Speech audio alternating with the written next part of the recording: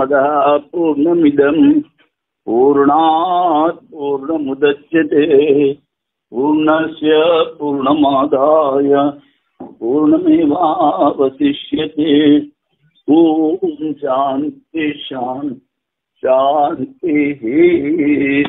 శంకరం శంకరాచార్యం కేశవం బాదరాయణం సూత్రభాష్యకృతౌ వందే భగవంతో పునః పునః.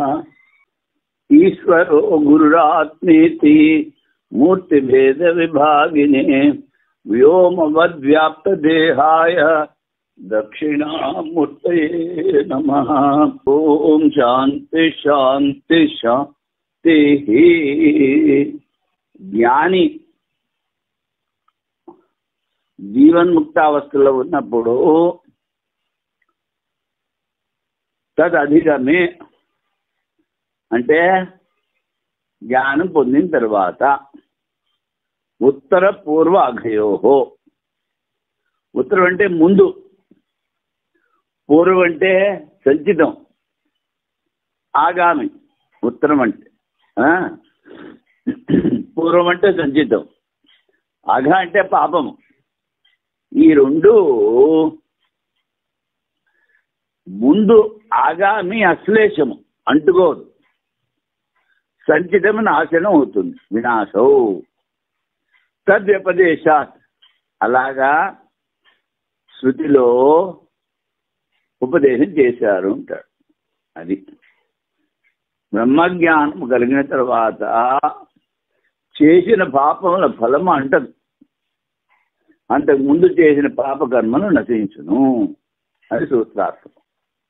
జ్ఞానము కలిగిన తరువాత శరీరాదులకు కలిగిన అంటని పాపమును ఉత్తరాఘము. శరీరాదులకు కలిగిన పాపం అది అంటుకోదు, అందుకని అశ్లేషం, దాన్ని ఉత్తరాఘము అంటారు. అంటే ఆగామి కర్మ, పుణ్యం కానీ పాపం కానీ. జ్ఞానమునకు పూర్వము ఈ జన్మలో లేక పూర్వజన్మలో చేసిన సంచిత పాపకర్మలను పూర్వాఘమందు. ఈ జన్మలో చేసినమైనా సరే, పూర్వజన్మలో చేసినమైనా సరే సంచితం అంటాము. దాన్ని ఇక్కడ పూర్వాఘము అన్నాడు, అది నశించదు. తద్వ్యపదేశ ఇందులో కనగా యథా పుష్కర ఫలాస ఆపో నశిష్యంతే ఏవం ఏవం విధి పాపం కర్మ నశిష్యతే. పుష్కర పలాస, పుష్కర పలాస అంటే తామరాకు. ఆపహ నీళ్లు, నశిష్యంతే అంటవు. ఏవమేవం అదే విధముగా పాపకర్మ ఆ జ్ఞానికి అంటుకోదు. ఈ శృతి వలన తామరాకును నీరంటనట్లు ఆ బ్రహ్మజ్ఞానం కలవాలని బంధహేతు కర్మ అంటదు. దాది యథా ఈశికా తోలం అగ్నౌ ప్రోతం పృథ్వీయేత ఏవం మాసి సర్వే పాపాన పృథ్వీయంతే. ఈశికా తోలం అంటే గడ్డి పరక. ఆ గడ్డి పరక ఎండింది అగ్నిలో వేసామనుకో, అది వెంటనే కాలిపోతుంది. అదేవిధంగా ఏవం హాస్య అదేవిధంగా నిశ్చయముగా ఈ జ్ఞాని యొక్క సర్వే పాపాన ప్రదుయంతే, అన్ని పాపాలు కూడా ధరించిపోతాయి. అది గడ్డి పరకను కానీ ఈచిక అంటే గడ్డి పరక, తూలం అంటే అగ్ని, దూది. గడ్డి పరక కానీ దూది కానీ అగ్నిందు వేయబడిన ఎట్లు దహింపబడునో అట్లే బ్రహ్మజ్ఞానికి సర్వపాపములు జ్ఞానాగ్నిదే దహింపబడును. మొదలగు శృతుల ద్వారా ఉత్తర పాపం యొక్క అశ్లేషం పూర్వపాపం యొక్క వినాశము అను విషయము బోధించుచున్నది. ఏవి ఈ శృతులు. మళ్ళీ సంశయం. సరే, జ్ఞానానికి ముందున్నవి జ్ఞానంకి వెనక ఉన్నవి పోతాయంటాం. వాటి సంశయం ఏంటి? బ్రహ్మజ్ఞానం తర్వాత చేసిన పుణ్యపాపములు అసంబంధము నాశము కలుగునా లేదా? సరే, జ్ఞానం అయిపోయింది. జ్ఞానం అయిన తర్వాత కూడా పుణ్యపాపాలు ఉంటాయి. ఎందుకంటే జీవన్ముక్త అవస్థలో శరీరం ఉంటుంది కనుక తెలుసో తెలియకో ఆ శరీరం ద్వారా పాపం జరుగుతూ ఉంటుంది. ఎక్కడ నడుస్తున్నారు, ఏ చీమలో పురుగులు ఏవో చచ్చిపోయాయి,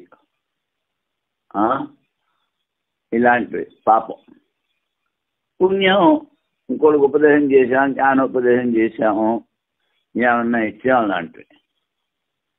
వీటికి నాశనం ఉంటుందా ఉండదా అని. అవి నశించవు. కానీ ఎవరు ఆ జ్ఞానిలో మంచిని చూస్తారో వాళ్ళకి పుణ్యకర్మ, ఎవరు ఆ జ్ఞానిలో చెడు చూస్తారో వాళ్ళకి పాపకర్మ పోతుంది.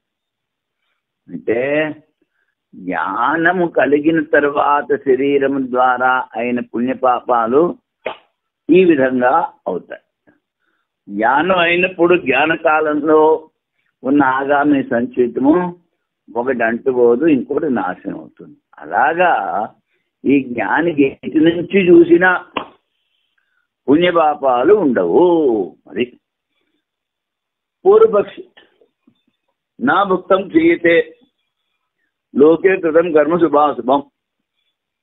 లోకంలో చేసిన శుభాశుభ కర్మ అనుభవింపగా నష్టం కాదు. ఇది స్మృతి. ఈ స్మృతి ద్వారా బ్రహ్మజ్ఞానము తర్వాత చేసిన పుణ్యపాపముల అసంబంధము మరియు నాశనము స్వీకరించును అంటాడు. మరి అక్కడ ఏమి చెప్పాడు? చేసిన కర్మ అనుభవించకుండా నష్టం కాదు అన్నాడు. నువ్వేమో అసంబంధము నాశనము అంటావు, మరి శృతికి ఇలా అర్థం చెప్పాలా అంటాడు పూర్వపక్షం. అప్పుడు సిద్ధాంతం, జ్ఞానోత్తర కాలము దేహేంద్రియం ద్వారా ఆచరింపబడే పాపకర్మలు సంబంధం ఉండదు. దేహం కానీ ఇంద్రియం కానీ పాపం చేస్తే దానికి సంబంధం ఉండదు. జ్ఞానములకు పూర్వము ఈ జన్మలకు పూర్వజన్మలో చేసిన సంతతి పాపకర్మలు నశించింది. బ్రహ్మ విద్యా ప్రసంగములో యథా పుష్కర ఫలాస ఆపో నశిష్యంతే ఏమేవం ఇది పాపం కర్మ నశిష్యతే. తామర అగ్రు నీరంటున్నట్లు ఈ బ్రహ్మజ్ఞానం కలవాలని బంధహేతు కర్మ ఆగామి పుణ్యపాపము సంబంధం ఉండదు. అట్లనే శృతిలో బ్రహ్మజ్ఞానం సంచిత పాపములు వినాశం చూపబడి తద్యథా ఈశికాతులం అగ్నోక్రోతం ప్రదూయేత ఏం మాస సర్వే పాపన ప్రదూయంతే. గడ్డి పరక కానీ దూది కానీ అగ్ని ఎంత వేయబడినా ఎట్లు దహింపబడునో అట్లే బ్రహ్మజ్ఞానం సర్వపాపములు జ్ఞానాగ్ని దహింపబడును. కర్మ ఫలమును అనుభవించక నాశనమగును అని నా శాస్త్రం వ్యర్థమవుతుందేమో. ఈ యుక్తి సరికాదు అంటాడు. ఎందుకు? కర్మకు ఫలదాన సామర్థ్యం ఆవశ్యకం. కర్మ ఫలం తప్పకుండా ఇవ్వాలి. ప్రాయశ్చిత్తాలు వ్యర్థమవును. లేకపోతే ఏదో పాపం చేశాడు,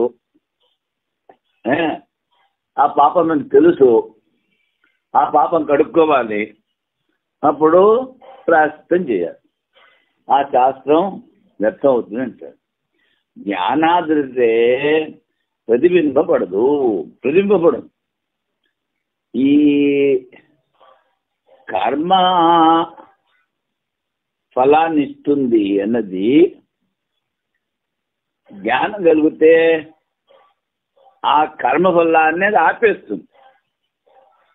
కనుక నాభుక్తం క్షీయతే కర్మను స్మృతి అగ్ని విషయము. బ్రహ్మజ్ఞానులకు పాప అశ్లేషము మరియు వినాశము స్వీకరించే దోషం లేదు. తర్వాత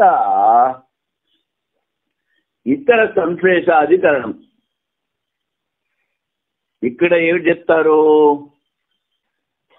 ఇతర సంశ్లేషాధికరణం.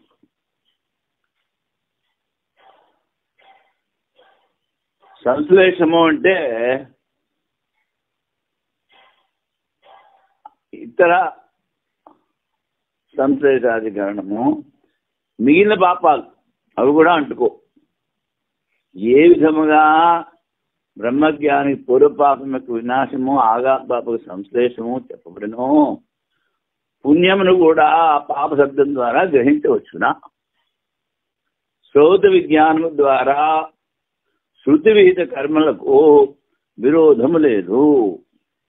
ఇప్పుడు నువ్వు ముందు చేసిన పుణ్యం పుణ్య పాపాలని చెప్పలేదు, పాపం అని చెప్పాడు వాడు. పాపముల ఫలం అంటారు, ముందుది వెనకాలని నశిస్తున్నావు. మరి అటువంటి పుణ్యం సంగతి ఏమిటి అంటాడు. పుణ్యము కూడా పాప శబ్దంతో గ్రహించాలా అంటాడు.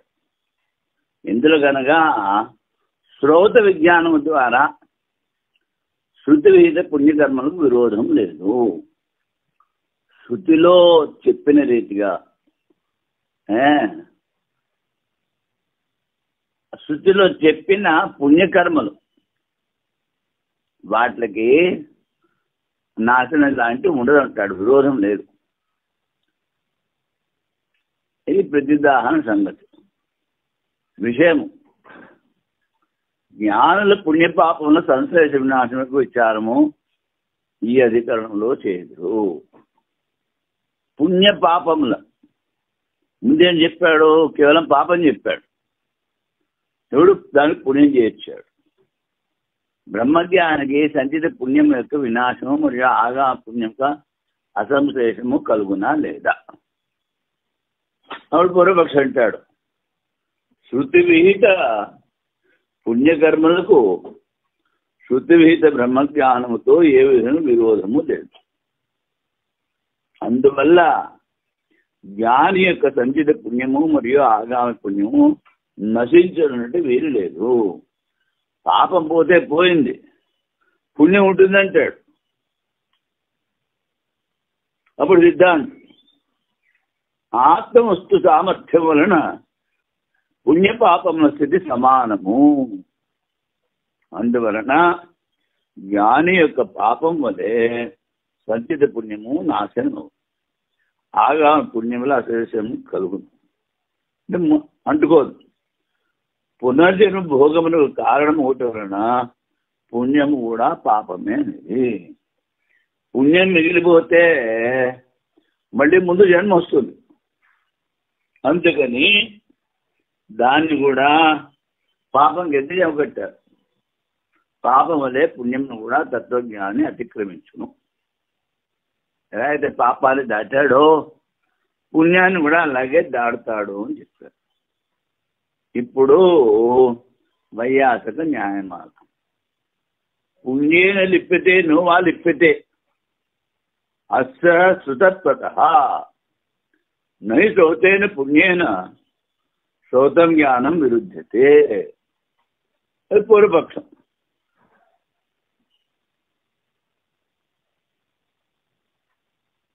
పుణ్యం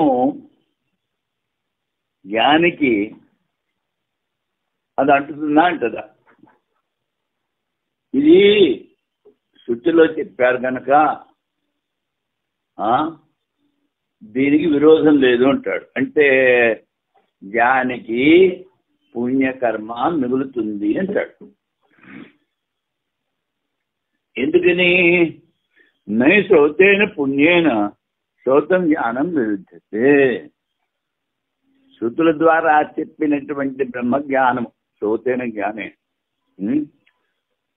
అది మళ్ళీ శృతిలో చెప్పిన పుణ్యం యొక్క ఫలితము దానికి విరోధం లేదు. అంటే ఏమిటి? పుణ్యం యొక్క ఫలితం ఉంటుంది అని వాడండి. అప్పుడు శ్లోకం అలేపో వస్తు సామర్థ్యాత్ సమాన పుణ్యపాపయోహో శృతం పుణ్యం పాపదయా తరణం చ సమం సుతం. వస్తు సామర్థ్యాత్ ఆత్మ వస్తువు యొక్క బలం వల్ల సమానం పుణ్యం పాపయోహో పుణ్యమో పాపమో దాని సమానం. శృతం పుణ్యం పాపతయా తరణం వినబడుతుంది. ఏమిటి? ఈ పుణ్యం కూడా పాపంలాగే దాడుతాడు అని. పుణ్యపాపాలు జ్ఞానికి సమానం అని చెప్తారు. అది తత్వజ్ఞానికి సంచిత పుణ్యము ఆగామి పుణ్యము ఉండునా ఉండవా? తత్వజ్ఞానికి పుణ్యం ఉండును. పూర్వపక్షం తత్వజ్ఞానికి పుణ్యం ఉండును ఎందుకనగా శృతి విహిత పుణ్యకర్మలకు శృతి విహిత బ్రహ్మజ్ఞానంతో ఏ విధమైన విరోధం లేదు కనుక సిద్ధాంతి అకర్త అయిన ఆత్మవస్తువు సామర్థ్యం వలన పాపములే పుణ్యము లేపం కాదు. ఎందుకని? ఆత్మ అకర్త. జ్ఞాని కూడా తన్ని తాను అకర్త అనుకుంటాడు, అకర్త భోక్త అనుకుంటాడు. అందుకని పాపల్లాగా పుణ్యం కూడా అంటుకోదు. శృతి పుణ్యమును పాపరూపంగానే చెప్పుతున్నది. అదేవిధంగా పుణ్య పాపమును అతిక్రమించునని చెప్పుతున్నది. దీనికి భారతీయ తీర్థుల వారి వ్యాఖ్య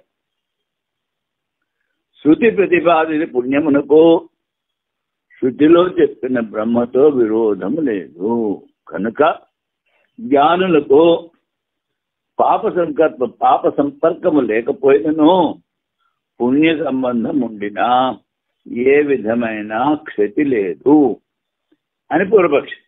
అప్పుడు సిద్ధాంతం ఆత్మ కర్తృత్వాది రాహిత్యమగుట వలన ఏ విధముగా దానికి పాప సంపర్కము లేదో అదే విధముగా పుణ్య సంబంధము కూడా ఉండదు. ఎందుకంటే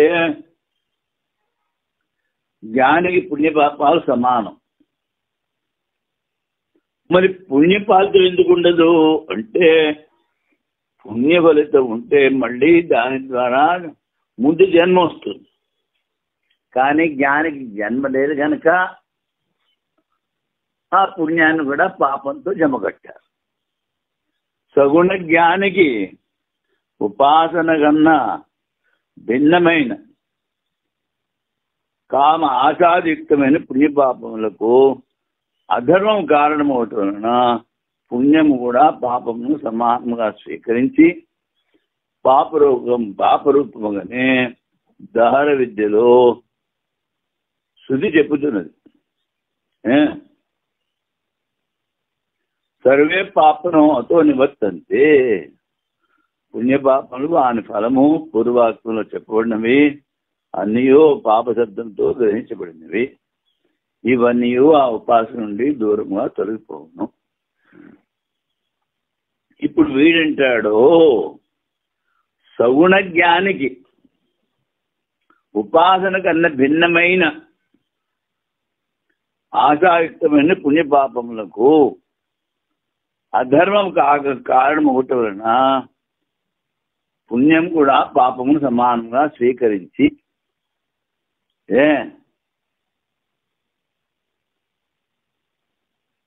పాపరూపముగానే దహర విద్యలో శృతి చెప్పుతున్నది.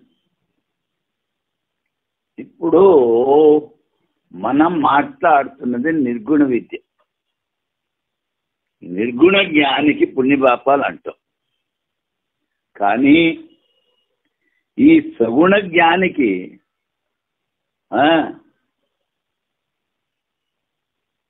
పుణ్యమును కూడా పాపమును సమానంగా స్వీకరించి పాప రూపముగానే దహర విద్యలో శృతి దానని చెప్పుతున్నది.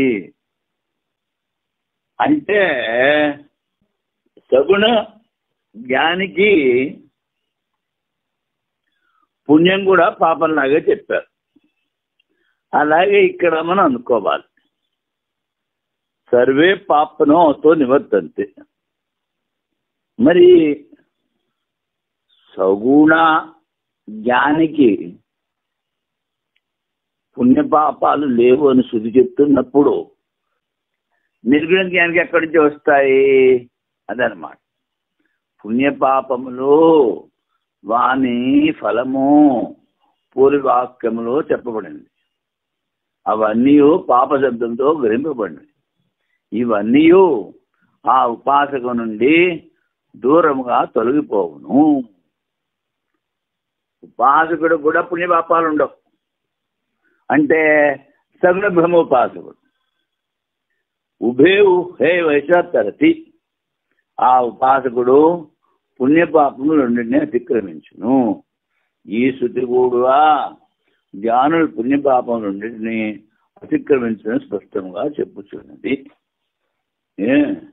పాపం వల్లే పుణ్యం కూడా జ్ఞానులను అంటారు అని భారతీయులు చెప్పారు. ఇప్పుడు ఇతరస్యాప్యేవం అసంశ్లేష పాతేతు, ఆగామి సంచితము కాకుండా మిగిలిన పుణ్యపాపాలు కూడా అంటావు.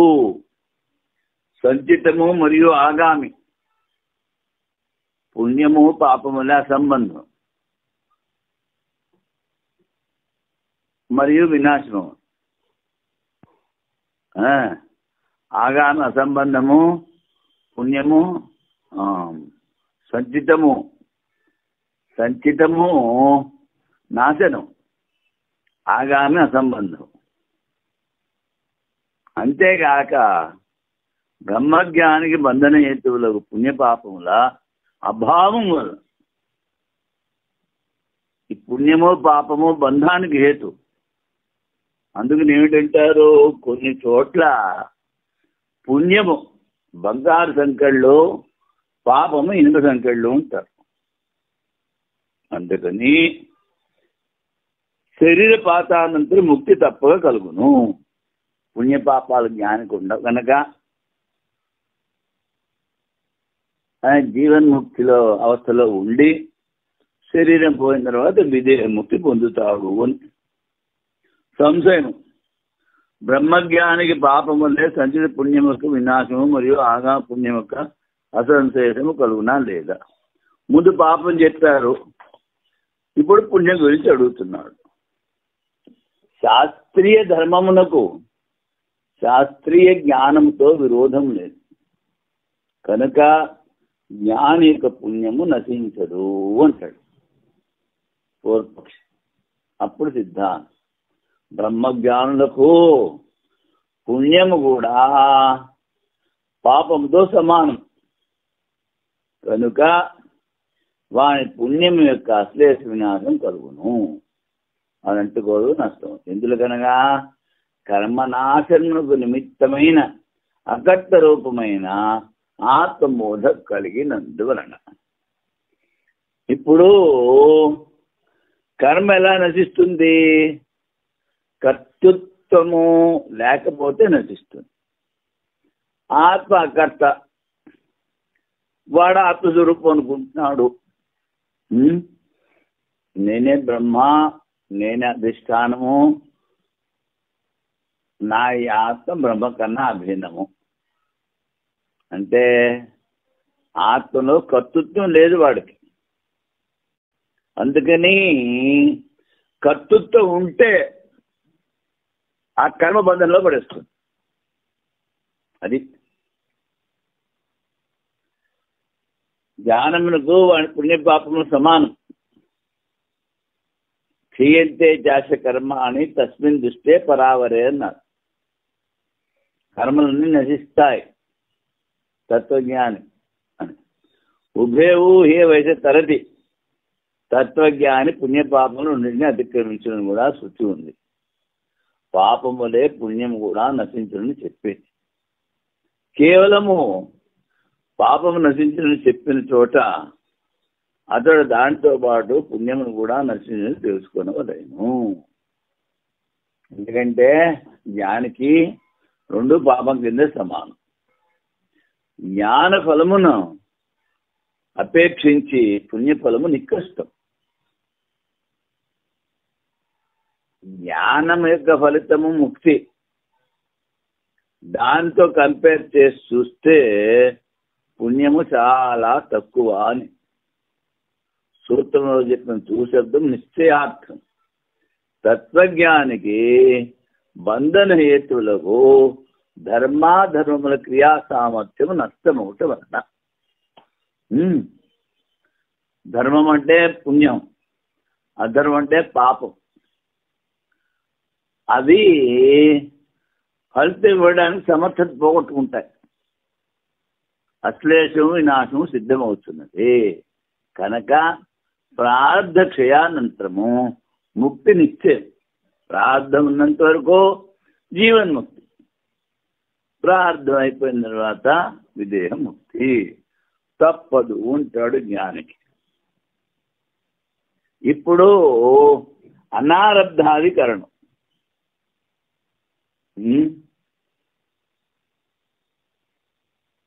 ఇక్కడ ఏమిటి?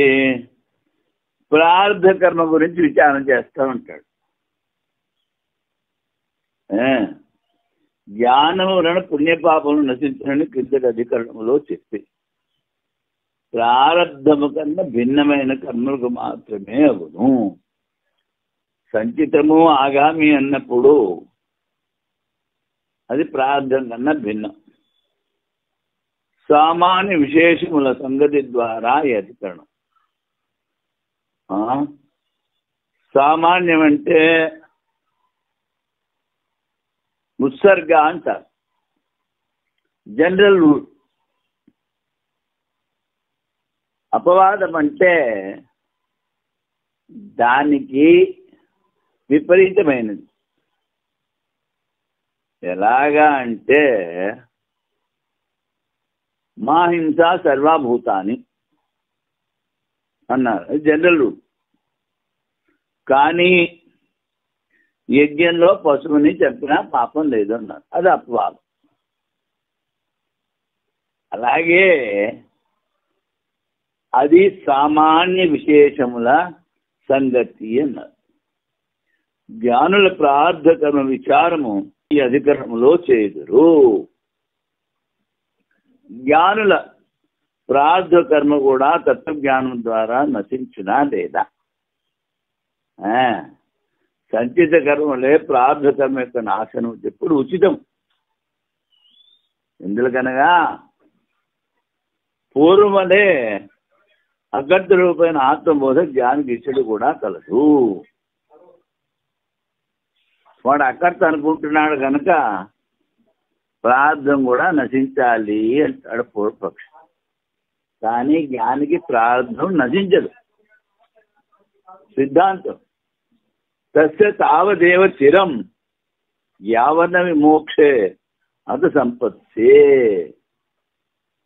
ఆ జ్ఞాని విదేహ కార్యం పొందుటకు ప్రార్థము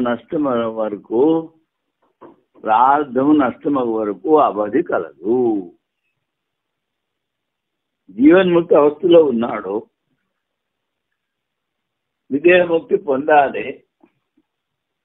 దానికి టైం ఇచ్చాడు.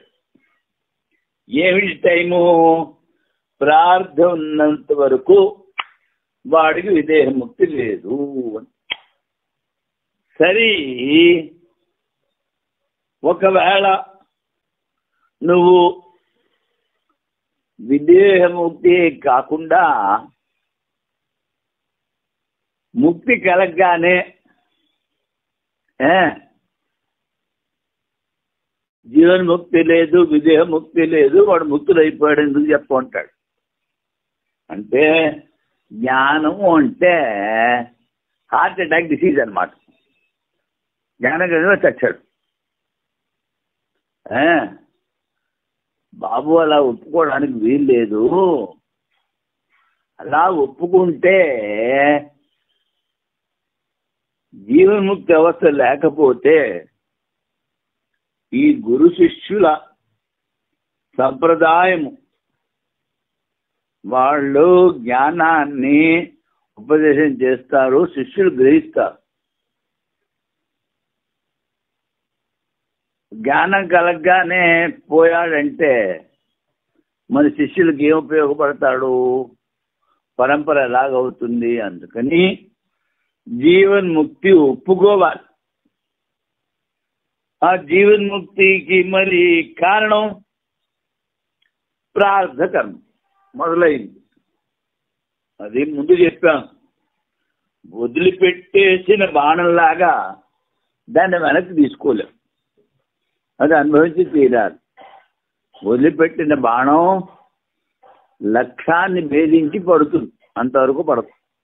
అదేవిధంగా ఇక్కడ అవధి కాలం దేహపాత పర్యంతము సంసారములో ఉండవలేనని చెప్పు శుద్ధి కలదు.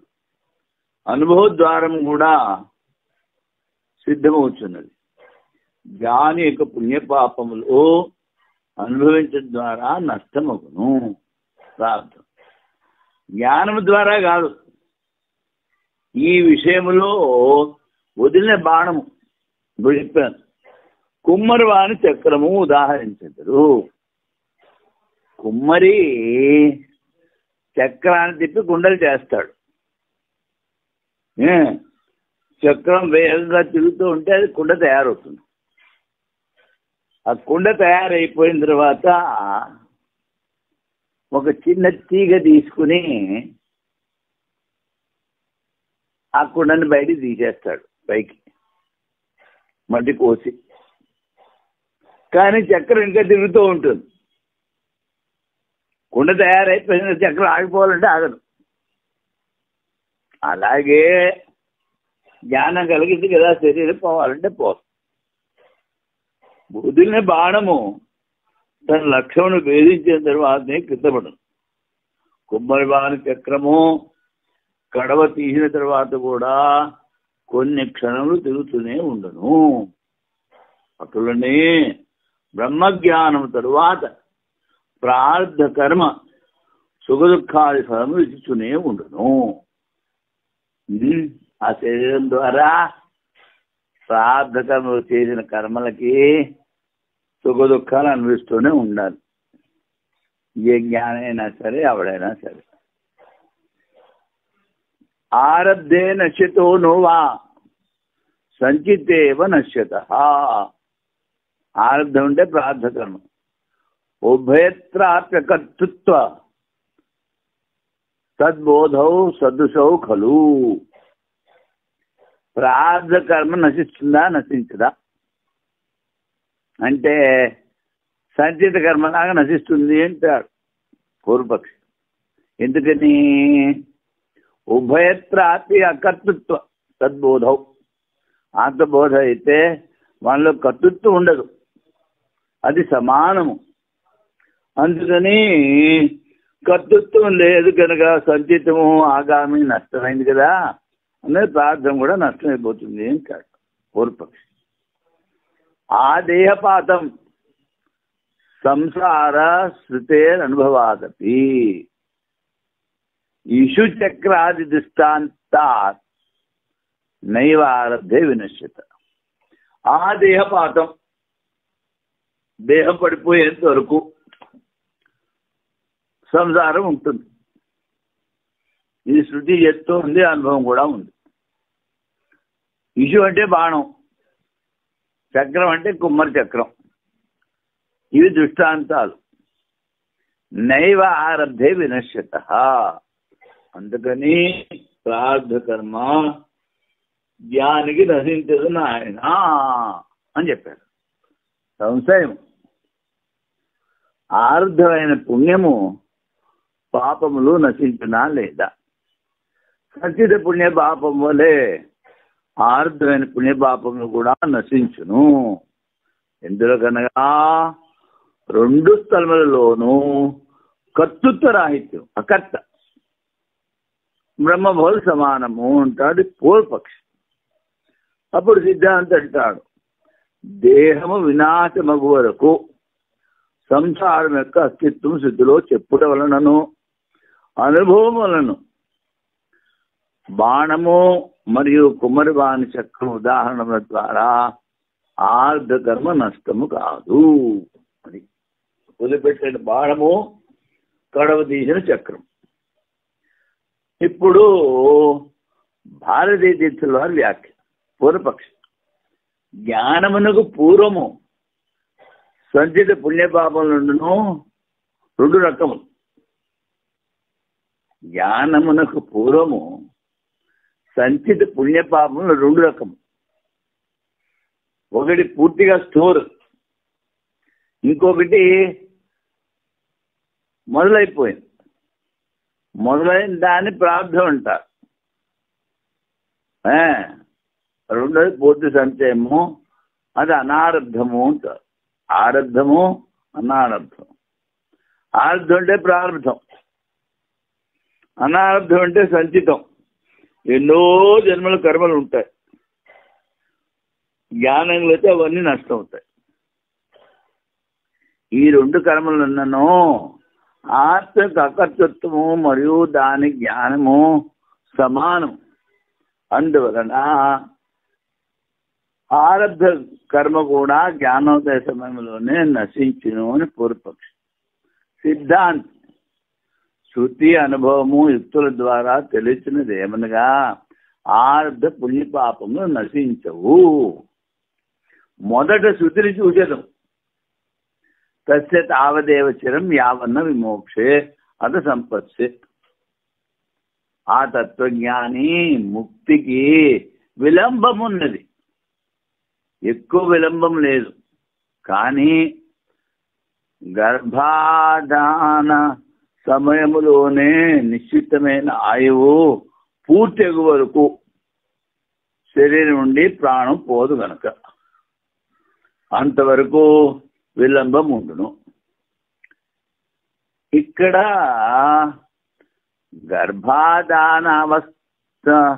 గర్భాధాన సమయములోనే నిశ్చితమైన ఆయువు అన్నాడు. అంటే జీవుడు తల్లి గర్భంలో ప్రవేశిస్తాడు. ప్రవేశించినప్పుడు వాడికి మొత్తం అంతా లెక్కలతో సహా అప్పచెప్పేస్తాడు. ఎంతకాలం జీవిస్తాడు, ఎక్కడ చస్తాడు, ఏ పని చేస్తాడు, ఎంత డబ్బు సంపాదిస్తాడు, ఎంతకాలం ఉంటాడు. 5 ఈ 5 పొట్టలో ఉన్నప్పుడే నిర్ణయించబడతాయి. అందుకని ఆ ముక్క ఇక్కడ చెప్తున్నాడు, గర్భాధాన సమయంలో నిశ్చితమైన ఆయువు పూర్తి ఎగు వరకు వాడు పుణ్యం చేసుకొని పాపం చేసుకొని ఏమన్నా చేసుకొని ఆ వివేకం ద్వారా పుణ్యం చేసుకుంటే చేయొచ్చు, లేకపోతే వివేకం లేకపోతే పాపం చేసుకుంటూ ఉంటాడు. కానీ ఆయువు అంతవరకు ఉంటుంది. అందుకని ఈ ఆత్మహత్య చేసుకునే వాళ్ళు ఆయువు కన్నా ముందు పోతారు. ఈ ఆయువు పూర్తయితే కానీ ముందు శరీరం దొరకదు. అందుకని ఆత్మహత్య చేసుకున్న వాళ్ళకి ముందు శరీరం అవ్వలేదు. ఇప్పుడు ఆత్మహత్య చేసుకున్నాడు, శరీరం పోయింది. అందుకని ఆ సూక్ష్మ శరీరము భూతాలు ప్రేతాలు అవి తిరుగుతూ ఉంటాయి. అవి భూత ప్రేతాలు. ఆ తర్వాత ప్రాణ వియోగానంతరము బ్రహ్మతో ఒకటి అగును. అందుకని ఎంత కాలం ఆయుర్దాయం బ్రహ్మ నిశ్చయించాడో అంతా ఉండి తీరాలి. విద్వాంసుల అనుభవం, యుక్తి కూడా వినుడు. వ్యవహారంలో తూణీరంలోనున్న బాణమును తీసుకొనవచ్చు, లేక వదిలివేయవచ్చు. దీనికి విడుగాడు స్వతంత్రుడు. అమ్ముల పొదిలో ఉన్నటువంటి బాణాలు వేయాలంటే వేయచ్చు, లేకపోతే ఉడుకునే ఉండొచ్చు. ఇది వాడి చేతిలో ఉంది. కానీ బాణం వదిలిన తర్వాత వానికి స్వతంత్రత లేదు. బాణం వదిలిపెట్టేశాడు, అది వెనక్కి తీసుకోవాలంటే కుదరదు. ఇదే అయింది మహాభారతంలో. అశ్వత్థామ బ్రహ్మాస్త్రాన్ని వేశాడు. ఉత్తర గర్భంలో ఉన్నటువంటి పాండవుల వంశబీజం నష్టం అవ్వడానికి. వాడికి వెనక్కి తీసుకురాలంటే ఆ వెనక్కి తీసుకునే జ్ఞానం లేదు. అప్పుడు అర్జునుడికి చెప్తాడు కృష్ణుడు, ఆ బాణాన్ని వెనక్కి తీసుకురారా అని. వాడికి కుదరలేదు. అప్పుడు స్వయంగా కృష్ణుడు సూక్ష్మ రూపంలో ఉత్తరాగర్భంలో ప్రవేశించి వాడిని కాపాడుతాడు. అది అందుకని వేసిన బాణం వెనక్కి తీసుకోలేదు.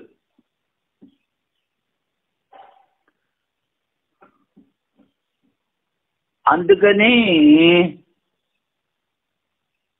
కృష్ణుడు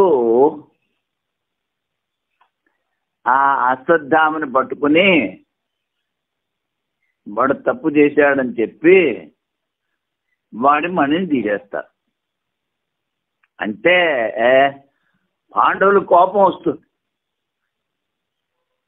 మా వంశాన్ని నాశనం చేద్దాం అనుకున్నా, ఇంకా వాడిని పట్టుకుని వాడినే నాశనం చేసేద్దామని చెప్పేద్దామని. అప్పుడు ద్రౌపది అంటుంది, పుత్రశోకంతో ఎలాగూ నేను పుత్రశోకాన్ని అనుభవిస్తున్నాను, అదేవిధంగా వీడిని చంపేస్తే గురు పత్ని, వీడు ద్రోణాచార్యుడు కొడుకు, అందుకని గురు పత్నికి పుత్రశోకం కలుగుతుంది, అందుకని వీడిని చంపద్దు బాబు, అవమానం చేసి పంపించేయమని చెప్తుంది. అప్పుడు వాడికి సగం గుండు పోసేసి వెంట్రుకలో మణి తీసేసి పంపించేస్తారు. అది యుక్తి. వదిలిన తర్వాత వానికి స్వతంత్రం లేదు. ఈ బాణం యొక్క వేగం నశించిన తర్వాతనే తనకు తానే పడిపోను.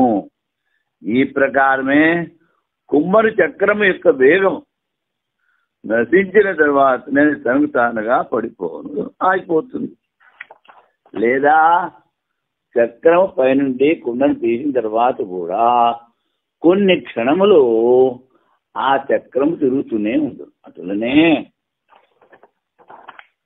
బ్రహ్మజ్ఞానము అనారబ్ధ కర్మలు వినాశం చేయట్లో స్వతంత్రమైనను ఆరబ్ధ కర్మను నాశనము చేయజాలదు. ప్రార్థన ఇందులో కనుక ఆరబ్ధ కర్మ మొదలైనది శృతుల ద్వారా ఆరబ్ధ కర్మ నాశనము స్వీకరించో ఉపదేశము చేయువారి అభావం వలన ముందు చెప్పారు.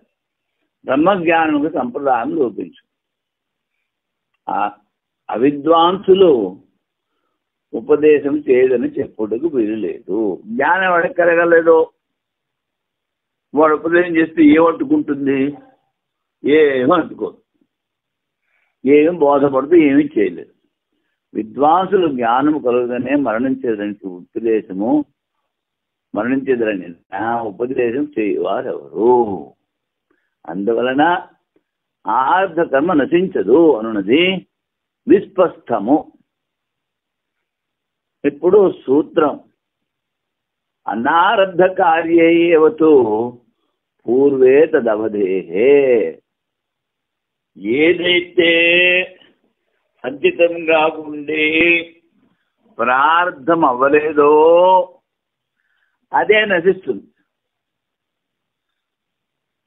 ప్రార్థం ఉంటుంది. ఎందుకని? వాడు పొట్టలో ఉండగానే వాడి ఆయుర్దాయం నిత్యమైపోయింది. అది అవధే. ఏ కర్మములు ప్రారంభించబడలేదో అంటే సంచిత పుణ్యపాపములు జ్ఞానం ద్వారా నశించు. తస్య తావదేవ చిరం యావన్న విమోక్ష అత సంపత్తే. ఆ జ్ఞానికి విదేహ కైవల్యం పొందుటకు ప్రార్థం నష్టము వరకు అవధి కలదు. ఈ శృతి ద్వారా దేహ నాశన రూపమున అవధి కలదు. పూర్వపక్షి జీవన్ముక్తి అసిద్ధము అంటాడు. సిద్ధ అంటే అది సిద్ధము అంటాడు. సంశయం. అనారబ్ధ కర్మఫలే ప్రార్థనలో ఉండి పుణ్యపాపములు తత్వజ్ఞానం ద్వారా నశించునా లేదా? సంశయం. పూర్వపక్షి ఉభేహు ఏత తరతి. బ్రహ్మవేత్త వాడు పుణ్యపాపములు రెండింటిని అతిక్రమించును. మొదటి శృతిలో అవిశేష రూపం వినబడటం వలన అవిశేషముగానే పుణ్యపాపం నశించునని స్వీకరించును అంటాడు. సిద్ధాంతం పూర్వజన్మలలోనే ఏ కర్మలు ఫలమిచ్చుడుగా ఆరంభింపబడలేదో, పూర్వజన్మలలోని ఏ కర్మలు ఫలము ఇచ్చుడుగా ఆరంభింపబడలేదో మరియు తత్వజ్ఞానమునకు పూర్వము ఈ జన్మలో సంచిత పుణ్యపాపాలు మాత్రమే తత్వజ్ఞానం ద్వారా నశించును. సంచిత పుణ్యపాపాలు నశిస్తాయి, ఆరంభం నాకు. కానీ ఏ ప్రార్థ కర్మలను సగం అనుభవించను అటు ప్రార్థ కర్మలు పూర్తిగా అనుభవించక నష్టము కావు. ఇందులో కన్నా తస్య తావదేవ చిరం యావన్న విమోక్షే అత సంపత్తే అని చెప్తారు కనుక ఆ తత్వజ్ఞాని ముక్తికి విలంబమున్నను. ఎక్కువ విలంబం లేదు. కానీ గర్భాధాన సమయంలో నిశ్చితమైన ఆయువు పూర్తి వరకు శరీరం నుండి ప్రాణము పోదుగాన అంతవరకు విలంబమున్నది. అనగా ప్రార్థకను పూర్తిగా అనుభవించే వరకు. ఆ తర్వాత ప్రాణయోగానంతో బ్రహ్మభావం పొందు. ఈ శృతిలో శరీరం నుండి ప్రాణవియోగం కలుగు వరకు వానికి అవధి. జ్ఞానం వలన పూర్తిగా కర్మను నశించిన శరీరం ఉండడు కారణం లేనందున. జ్ఞానంతో కర్మలన్నీ నశిస్తే శరీరం ఉండదు. అందుకని మరి జీవన్ముక్తి అవస్థలో శరీరం ఎలా ఉంది అంటే వాళ్ళు అంటారు అజ్ఞానం లేదే ఉంటుంది. అజ్ఞానం ఉంటే కానీ శరీరం ఉండదు. అందుకని పెద్ద పెద్ద గ్రంథాల్లో అజ్ఞాన లేశాన్ని స్వీకరించారు. తత్వవేత్త జ్ఞానం పొందిన తర్వాత మోక్షమును పొందు. శృతిలో శరీరం పోవడానికి అవన్నీ చెప్పని అవసరం లేదు. తత్వజ్ఞానం ఉండుట వలన కర్మలు పూర్తిగా నశించిన ప్రారంభం ఉందని చెప్పుడు సరికాదు. అందువా అటువంటి సరికాదు. నిలకగా ప్రార్థనను ఆశ్రయించి జ్ఞానం ఉత్పత్తిని స్వీకరించుటకు కుమ్మరివాన చక్రాదులు ఉదాహరణ చెప్పారు. ప్రార్థన ఉంది, ఆయన జ్ఞానం అయింది. జ్ఞానం కలిగిన తర్వాత కూడా ఆ ప్రార్థన అంతకాలం ఉండి తీరాలి. ప్రార్థకర్మ మధ్యలో ప్రతిబంధం కలిగిన ప్రార్థం క్షీణించే వరకు ప్రత్యక్షణ తప్పదు. ప్రార్థకర్మకి మధ్యలో ప్రతిబంధం ఏంటి? జ్ఞానం. జ్ఞానం కలిగినా ప్రారంధం నష్టమయ్యేంత వరకు వాడు ఉండి తీరాలి ప్రత్యక్ష. ఇప్పుడు తర్వాత అధికరణం అగ్నిహోత్యాధికరణము. ఓం పూర్ణమదః పూర్ణమిదం పూర్ణాత్ పూర్ణముదచ్యతే పూర్ణస్య పూర్ణమాదాయ పూర్ణమేవావశిష్యతే. ఓం శాంతి శాంతి. శంకరం శంకరాచార్యం కేశవం బాదరాయణం సూత్రభాష్కృతౌ వందే భగవంతౌ పునః పునః. ఈశ్వరో గురురాత్మేతి మూర్తిభేద విభాగినే వ్యోమవద్వ్యాప్తదేహాయ దక్షిణామూర్తయే నమః.